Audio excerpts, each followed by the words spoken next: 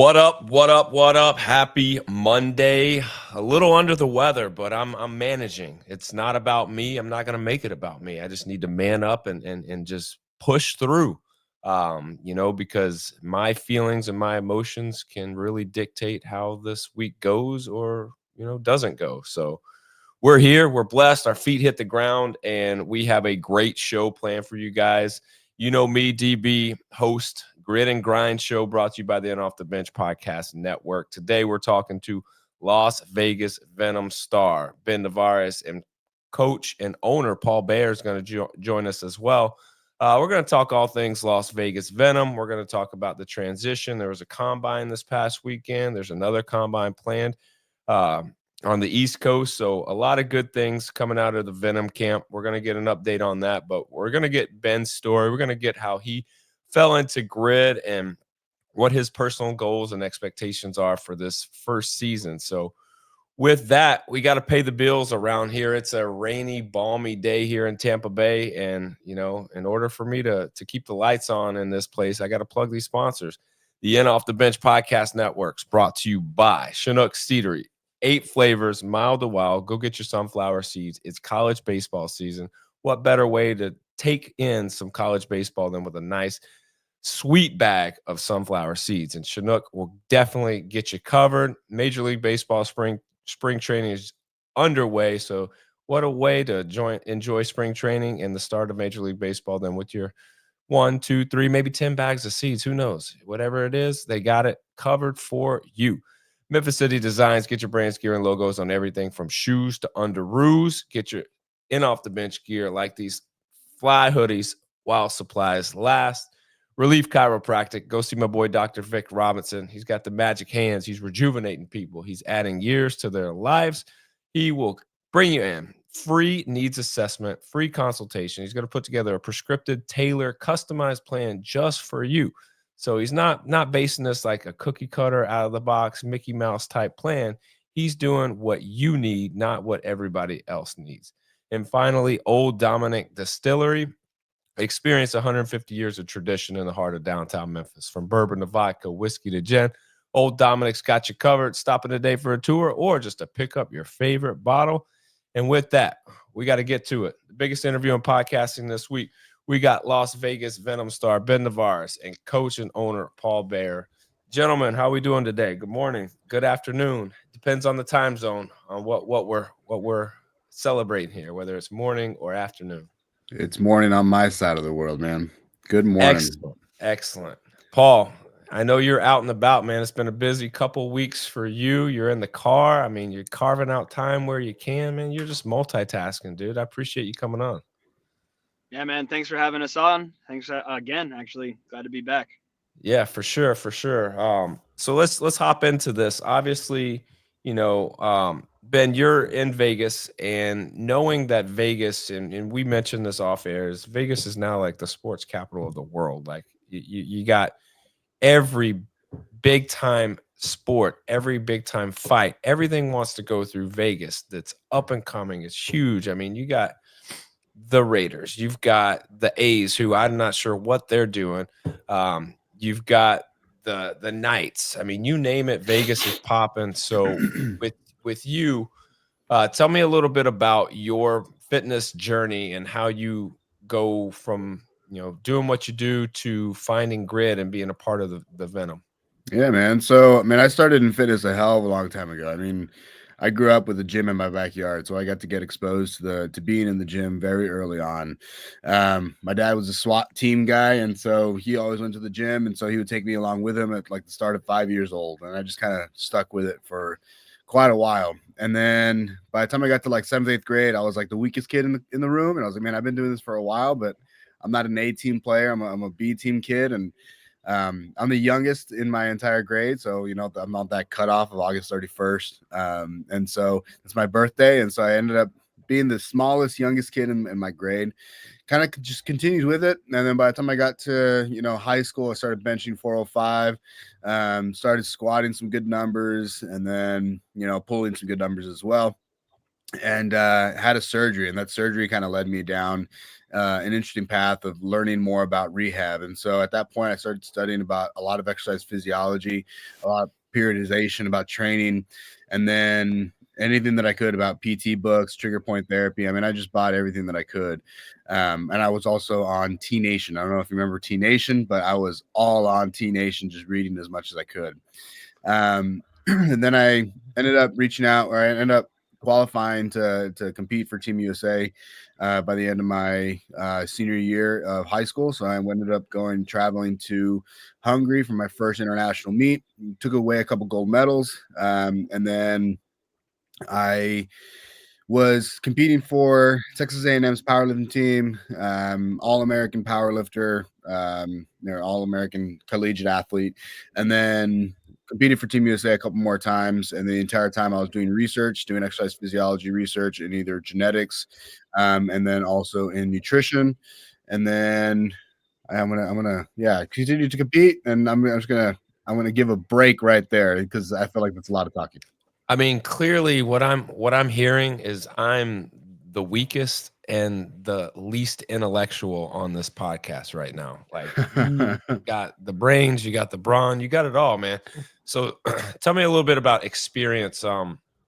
You can be strong and you can be a big time power lifter, but when you go international, is it kind of eye opening? Because I feel like when you go international for powerlifting or weightlifting or any type of like, like sport like that, like your eyes open to like there are people that are just fucking strong out there. So like what was your experience once you go international with this?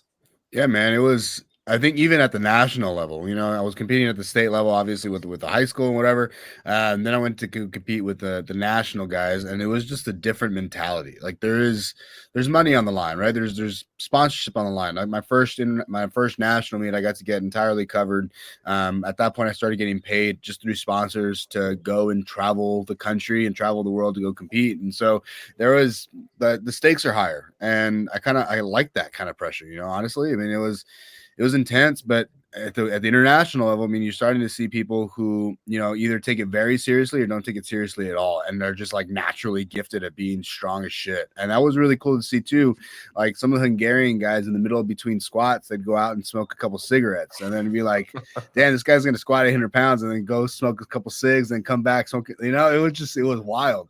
At the same time, you got to get exposed to a lot of cultures and kind of like, oh, the Japanese are really good at benching. The Swedes are really good at bench, and they have a specific style of bench. So you get all these different like unique coaching cues that you can then apply not just to yourself or like you can try, but you can also apply to your current clients. I helped coach a couple Team USA athletes as well, a couple national guys, and so it was just like it was nice to get exposed to different styles of approaching specific movements.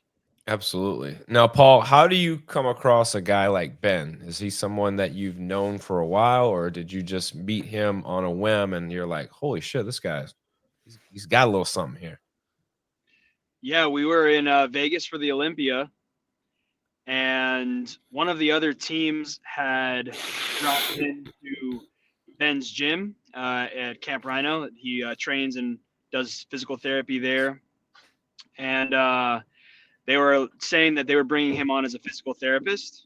And so they gave me his contact information. I reached out to him to come do physical therapy for Venom as well.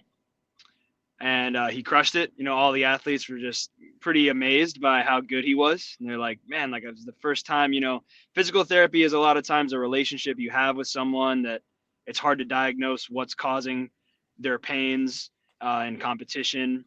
And, they were like, Ben just immediately understood and, hit the nail on the head, got the whole team feeling good to compete. So he was immediately someone that I just was like, hey, let's go have some dinner. Thanks so much for coming out and helping the team. And that was pretty much how we started talking. Nice. So Ben, when you saw Grid, well, I take it before Paul introduces you or brings you out to work with the team, do you know anything about Grid at that point? I know absolutely nothing about Grid. So you get there and like what is going through your head on what you see? Like are the wheels starting to turn and go, oh shit, like I I think I might be able to do this, or are you like, nah, that's craziness? So I mean, I don't actually compete, right? I'm a co-owner with Paul here. So Okay. All right. I definitely was like, this is insane. I mean, there's a lot of strong people. I remember I was sitting inside the gym, and then the aces, I think, come into the gym, and I was like, where are all these people? Like all of a sudden, it's like a random, Friday, and everybody's just showing up. Like, this is weird. And so that's why I found out about Grid. And then I showed up to the meet, and it was kind of cool to see multiple teams having different PTs. My master's degree is in exercise science and coaching education, and so I've done athletic training in the past with some D1 universities, and so I just took those skills, and then I've worked in PT clinics and whatever. So I took those skills and just applied them to the current athletes we had. So it's not this. It was, for me, I was like, I'm focused on the athlete. Like, the sport's cool, but like, I want to make sure that the athlete is healthy, that we can reduce risk of injury. And then when I finally got the opportunity to like step aside and like watch a race, I was like, this is pretty intense, man. Like, the pace of this is kind of insane. And then it gets me thinking, like, okay, what's like, obviously Olipop's involved, you have Gooder glasses that are involved, you have some pretty big names that are involved with the sport. And so I wasn't necessarily considering this, like, taking this part of this co-ownership role, but I was like, let's go out, let's have a good time. Like, I got to meet somebody new, I got to meet Paul, and that was really cool. Got to meet a lot of cool players. And then the conversations kind of started from there about, okay, how do we come in and possibly help this?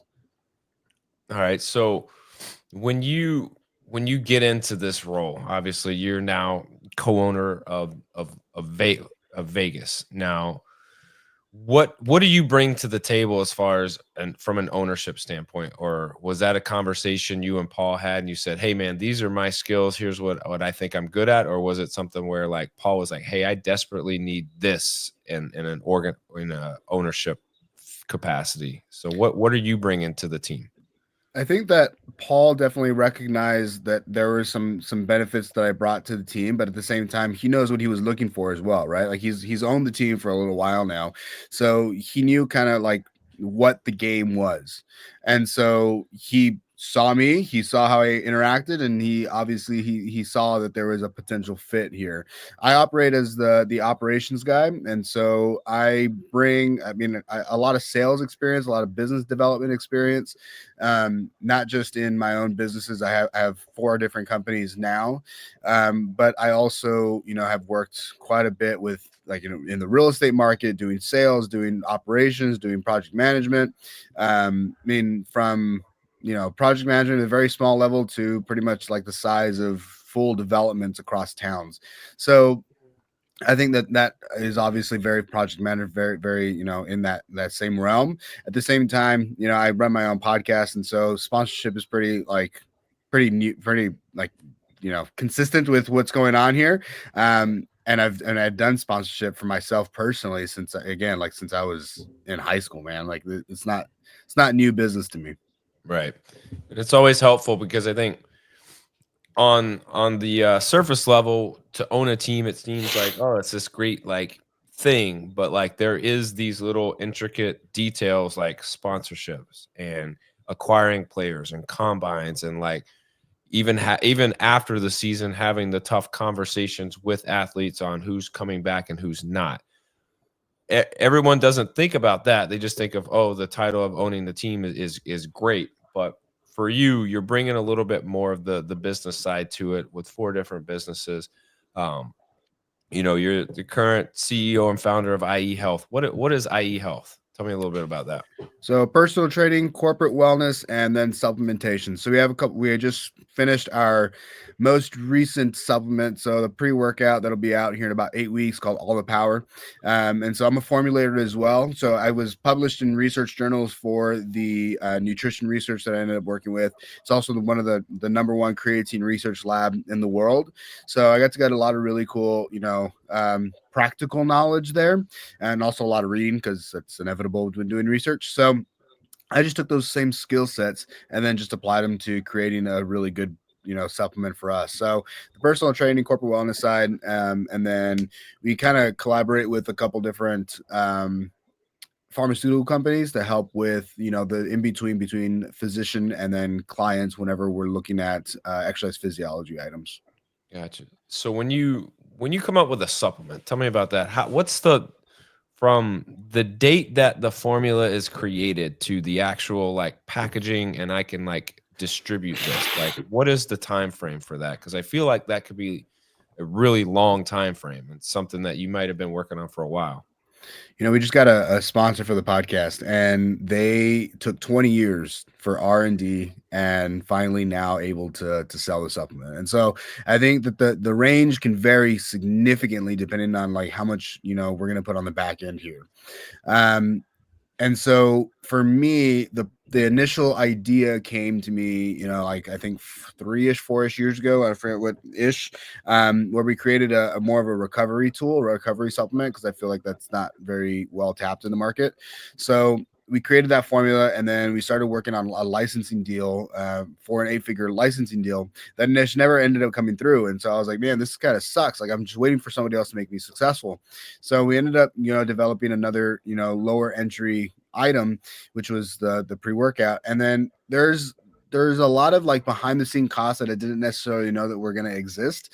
So a lot of attorney fees, a lot of like trademark fees, and then research, and then do we do this, and then marketing. And so there's a lot of stuff that goes into it. Overall, I think from the time of like starting to purchase to now, because I started doing like in-house like testing and just making sure that these are the actual like the content that I wanted in accordance with what was provided through research for minimum effective doses. So I ended up deciding, you know, okay, I think maybe a year and a half about. Yeah. So it's longer than I would have liked. But you know what? It comes out here soon. So at least we're Nice. moving forward.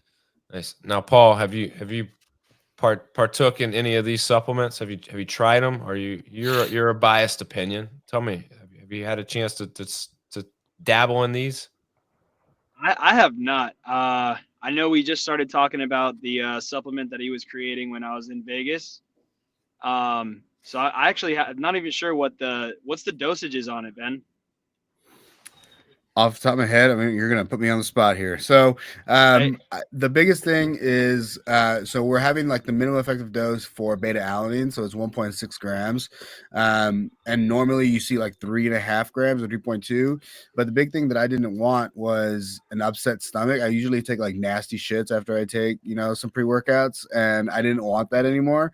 Like I can still have like a bowel movement. Sure, that's caffeine is normal, it's fine, but like I felt terrible. Like it was like diarrhea immediately, and then with like I would have like this upset stomach, so in my middle of my workout I just feel uncomfortable. So we only did 1.6 grams there to help with, you know, some stomach settling. 750 milligrams of some lion's mane, 200 milligrams of caffeine A, and then we have 100 milligrams of green tea extract, and then we have like salt, sodium chloride, sodium citrate, magnesium. We have a whole bunch of stuff in there. Yeah, I think overall it's like 16 items. Off the top of my head, I can't tell you. Wow. That sounds. I mean, I love the nootropic of lion's mane. So taking that like high level of nootropic and taking out the beta alanine, just from surface value, does sound good. Yeah, man. We also have ashwagandha in there, and then we also have rhodiola. So we have several different adaptogens in there, which is different than most pre-workouts, and so that's that. And then we also have alpha GPC in there. So I mean, alpha GPC is great for learning and also great for power output, great for focus. And so like you get hella focus. I mean, it's like with 750 vigs of lion's mane plus the alpha GPC. I mean, you're locked the fuck in, dude. Yeah, that sounds like something I love. I mean, that's I need that like just for I don't even need it for work. I need that with my kids. Like I just need to be locked in, like because I feel like we're all over the place sometimes. But you I know, feel that. Paul, you know, obviously you meet Ben and like just hearing him speak, like you can tell he is the right guy. But from your perspective moving forward, what are your like what do you hope to accomplish once this season has culminated? I mean, just from a personal like ownership standpoint, not like the success of the team, but from an ownership standpoint. Because I know when we last talked, you're like, I want to bring some structure and some more organization to this professional thing. Is Ben the kind of like the bridge to do that, or are you utilizing Ben like for a different purpose as far as like when you look at the end of this season for ownership? Yeah, man. No, Ben is the guy.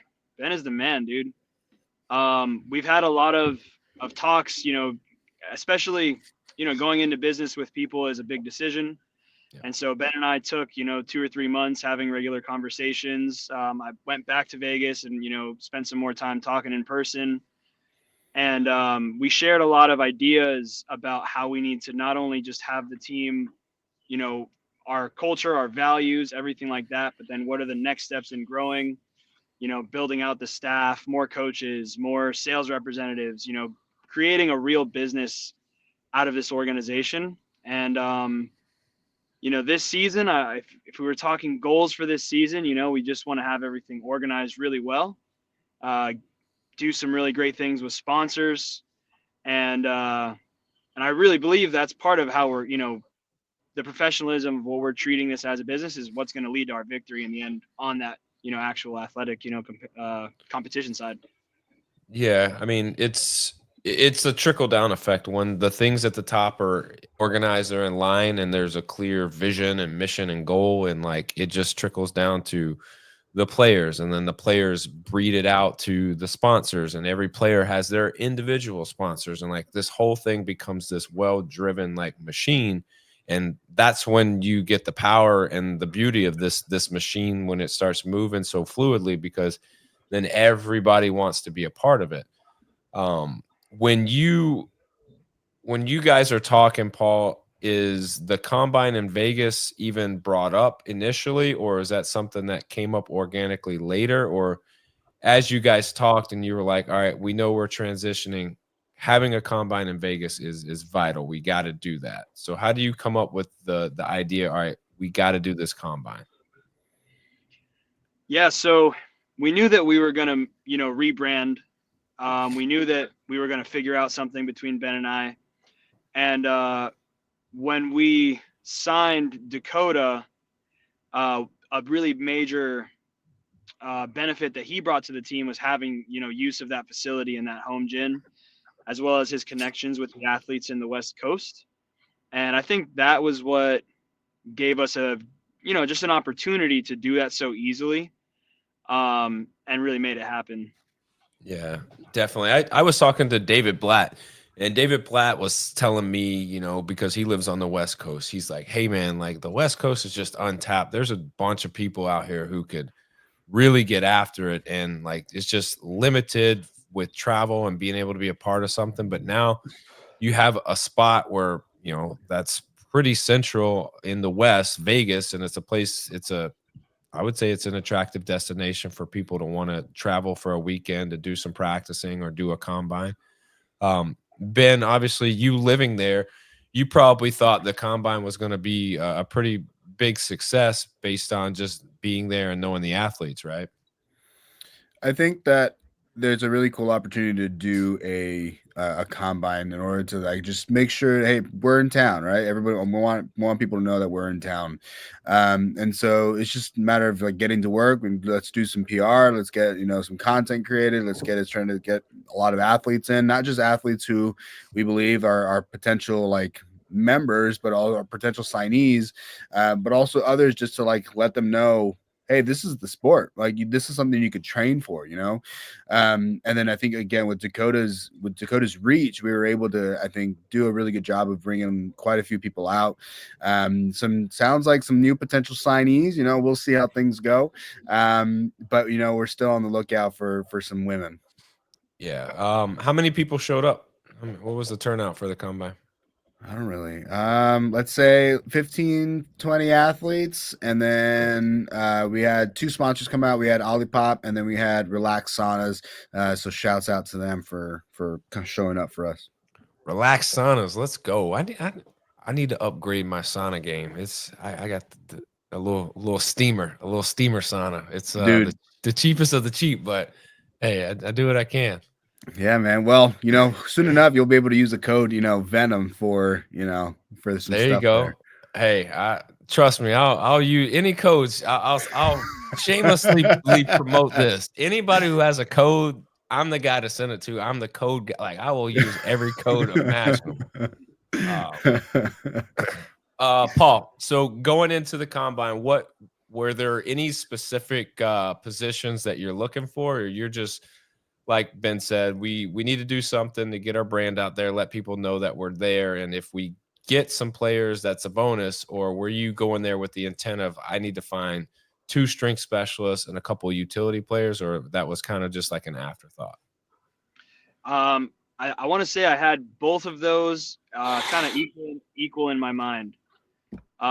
Something that I think that most of the teams and even the league is missing in their marketing is just what a good time you can have playing grid. Like if you can RX a workout, you can play grid. It's not only circus tricks and 300-pound snatches and all this kind of stuff. So when we were inviting people to the combine, we would make sure to tell them like, hey, look, if literally that, if you can RX a workout, you can come and have a good time with us today. And yeah, we did find some even a former NPGL player who is looking to probably sign with us. Nice. So it's just broadening the sport, developing the community and letting people know how much of a good time it is. Yeah, I talked last week to Breezy Lyons, and she basically was like, there are a lot of fundamental skills that are in grid that you learn as a kid, like simply like a burpee, like hitting the ground and like getting yourself up, or like swinging over a bar. Obviously, it's called something different in an element in grid, but like it's essentially when you swing around the bar, like that's stuff that you used to do as a kid. And like there are a lot of those components, like back handsprings and things like that, climbing a rope. Those are all things that as a kid growing up, like you're probably privy to, but like you said, Paul, kind of reiterating it, it's things that if you can RX a workout, you might have a spot on a grid team. Like you don't have to put 300 pounds over your head all the time. Like there are very different elements in all the races, and it's something out there for everyone. And I agree, being able to market it that way really opens up the door for a lot of people not to feel like anxiety ridden or fearful of being introduced to the sport. It's like what gets people in a CrossFit gym, or what detracts people from a CrossFit gym, and a lot of it is the fear of the unknown, and being able to relate the sport to as many people as possible. That's big. But Ben, in your eyes, now that the combine's over, what are your plans in Vegas for the Venom? What are we looking forward to? What do we still have to do? Yeah, man. Well, we're working with a PR company that I use for my other company. So we're going to work with her to get our name out there a little bit more here in town. Continuing to make the round with podcasts is always a good help. And then we have meetings this week for some new potential sponsors, and then ideally those go pretty well, which it sounds like we've already gotten some good responses based off the event, but also from some other contacts that I had that might end up looking pretty good for us. So let's say we close all these opportunities, and then we ultimately work on the deliverables, and then I know we're going to have another combine here in VA, and so making sure that we're going out there to have a good time, trying to get some more companies out there, but also not just I focus on the company side, making sure we're sponsored, but also making sure we're doing a good job of just like, hey, this is what grid is. And so bringing mom, dad love to, cheer on their kid whenever they're doing, a fun sport. And then everybody gets to go out, have some food after, have a good time, shake some hands, meet some new people, have a good time. So that's the ultimate goal, is just want to make sure that we're getting our name out there here, both in town, but then not just in town, but across the nation. We're definitely a team to look at. And so, we're going to come back aggressively this year. Absolutely. So, Paul, what's the roster look like currently? Obviously, you still have a combine, so there's still positions that you're looking to fill. But currently, is the roster coming together, or you still got some work to do? What's it look like? Yeah, the roster is looking fantastic. We're looking for 2 key female players, so a key strength specialist and a key utility player on the female side. And outside of that, everything else is pretty much done. Nice. So the grid trials just closed. Is that something that you're looking forward to, trying to find athletes, or you're gonna try to put more stock into the combines? Yeah, we were one of the first teams to gain the access to the applicants of the grid trial, along with the breakers, and it just doesn't seem like those players that are there are fitting our profile of what we're looking for. Okay. So it looks like we're just going to have to keep relying on our, players' contacts, the combine that we have in Virginia. And we've been reaching out to, athletes and stuff like that on Instagram and everything as well. So, but definitely we have just like, a couple spots that we know exactly what type of athlete we need to fill. And then we'll be all set. Sweet. Well, Ben, what about sponsorships and just business networking? Are you pretty much solidified on the people that you're reaching out to? I know you still want to try to make the connection and build the partnership between these and close these out, but are there any new ones, or are you always going to be open to trying to find different sponsors? Because I think one of the misnomers that people have about sponsors is, yeah, it's great to have a sponsor and they believe in you and they help and they provide a service or a product that is in line with what the sport is and what you do. But also, you want to be able to give them value back. So when you know that, is there a cap at what you're looking at, or are you just trying to get anybody that wants to be a part of this, a part of it? So I'm gonna piggyback first on Paul, and then kind of answer that question, kind of a twofer. I think choosing athletes is rather difficult. There's a part of a selection process that definitely you got to meet some specific, you got to clean X amount, you have to squat X amount, but it's also creating, like, finding the individuals that are going to fit the culture. And same idea that goes along with finding sponsors, making sure that you can find people who are, going to fit with our culture. And so making sure that our values align with those brands, or our values align with those athletes, is super important. So, like, can we be adults? Like, can we show up and can we communicate with each other? Can we communicate well? Same thing goes along with the sponsor. I don't want to work with a sponsor and then 2 months later they're mad at me because there was some sort of miscommunication. Like, that's not my jam. I'd rather just not take the money and then just we just have a good interaction and just call it quits at that point. And so making sure that we find brands that are aligned with what we're doing, but at the same time making sure that we can I think the initial goal is to be able to cover travel, lodging for all the athletes. And then at that point, we're also probably most likely at a point where we're also being able to employ some additional help. And so as long as we're able to execute on the deliverables of what we're offering, then I think that we can continue to scale. Now, if we start to have a decrease or a slowdown in our deliverables or in our quality of deliverables, then I'm reluctant to add anybody else after that, because then our reputation continues to decline, and that's not really something I'm into either.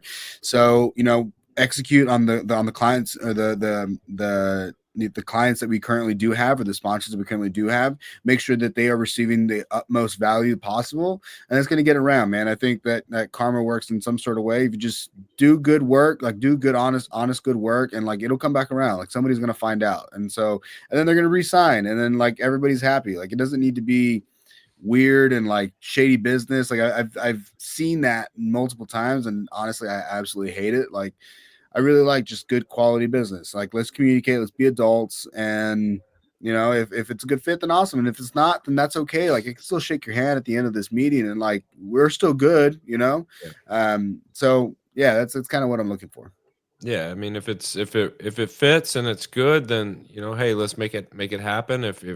If not, no hard feelings. Like, you don't want to get into business with someone that you're unsure whether it's going to be a good fit or not. It almost probably won't work out then. But yeah, and communicate along the way. If there's something that they're looking for that you're not providing, what is it? And let me see what we can do, and vice versa. Like, be adults about it. And at the end of the day, not every product or sponsorship is going to work. And so you hope so, but like at the end, like, hey, it didn't work, but that doesn't mean that we don't like you or support you or want to, hang out or do whatever it is that you do. But having that up front is key and huge. And just like you said, you want to have a good reputation. You want people to believe in what the Venom is about. That way they renew, but also they bring more people on board with you guys. And I And it think goes both ways, man. Like, it yeah, goes, like, keep us honest too. Like, if we're slacking, like, call us out on it. And like, I'm gonna do my absolute best that we're not slacking, right? But let's just say like that, because it happens. Like, we're human. We're gonna mess up, right? yeah, But like, owning up to that mistake and then just being like, I'm gonna execute XYZ based on this fault of ours, right? Or like, we'll extend the contract, or we're gonna offer, like, you can make it right. yeah, And it doesn't necessarily be monetary. It can be through a different, we're going to offer you a different, X opportunity. We'll do X posts per month extra, or like whatever. Right. But like, I think we all know it deep inside of us, like, what's right. And like, and sure, some people don't, like, they need some help, whatever. But like, like, if you fuck up on a month, like, offer, a full free month on the next yeah, month, or like yeah. whatever, a month and a half, like, just make it right. Yep, that's the key is being able, and this is goes for really life in general, coaching, ownership, just treat people the way you want to be treated. And if you make a mistake, own up to it and make it right. That's it. I mean, it's that simple. And That simple, man. um I we say it's that simple, but it is hard for people to do that. But Ben, I'll ask you this, as we get ready to wrap this up. You know, you come on to the Venom, and Vegas is a great opportunity. But what is your personal goal for the Venom this season? Like, do you have like people call them smart goals or whatever, but do you have a specific goal in mind that's measurable for you? That way, at the end of the season, you can go, I did a good job, or I didn't do a good job. Yeah, I think, given the way we're looking at the team from last year to now, I make small goals, right? I'd rather make a small goal and then outdo that goal, rather than just setting massive expectations and then not just letting myself down but letting other people down. So under promise, over deliver is the Right. is the famous thing in sales, right? And so, one sponsor, man, like, and I guess we already have one, but like get anywhere between 3 and 5 would be a great end year goal. And then also just make sure I can build a relationship with the athletes. Like, that's a thing that I would like as well, because we are so, we're spread out. I just want to be able to, like, know who I'm working for. Like, ultimately, athletes don't work for us. We work for those athletes to make sure that they have an opportunity to compete well in a safe, healthy environment. Like, that's our job, is to create that environment. So I think that those would be pretty big things for us. And then just do better than last year, man. If that's a step up from one step, then that's great, But like, ideally, we're somewhere in the top 3 this coming year. Absolutely. Now, Paul, being that all of this has really been just like a fast turnaround from Daytona transitioning to Vegas. You had a Vegas combine. You're about to have a Virginia combine. What is outside of the roster? What's next on the checklist for you to do?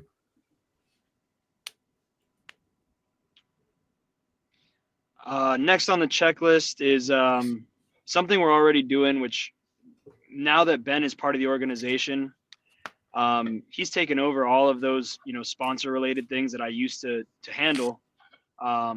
And so being entirely way more organized about all of the strategies, all of the, nuances of the sport, and really just developing the ability to coach this sport to that highest level, in all of the ways. So that's been incredible that I've been able to now take all of that time and focus it on developing the strategies. learning from other team strategies and all that kind of stuff. So yeah, like I guess my big goal with the team is like no mistakes, you know. We can lose races, we can win races, but I will be very proud of the team to execute without making mistakes, and that's our goal. Absolutely. You know, and we talked about this last time is grid is such like it's so dependent upon like just milliseconds and seconds and half seconds. Like it's the difference between winning and losing races. And that could be maybe you don't transition the right way, you're not communicating, you have a fault, you know, little things. You even like you slip or you trip or you know, little different things, nuances that can be the difference of winning a race and losing a race, and all that that factors into point differential and all that matters. But I'll ask you this: eh, what is the one big ticket item that the team needs to do to be? Let's say you finish top three and have a chance in the playoffs. What was the one thing the team did to make that happen? The team, man, supported each other, communicated with each other, had each other's backs. That's the only Yeah. way. Yep. Ben, when you look at the team and the performance side of it, and you say we want to finish, you know, in the top three or have a chance to be in the playoffs and compete for a championship, in your eyes, what's the one thing that the team did if they make that happen?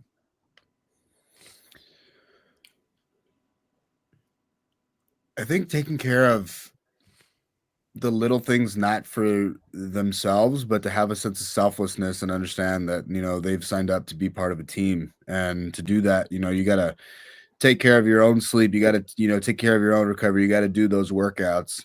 You got to do those tests, not just for you, but because you've signed up and you have other people relying on you, man. And so I think just to pretty much double down on what Paul said is just having each other's backs, you know, like having some selflessness and having each other's backs.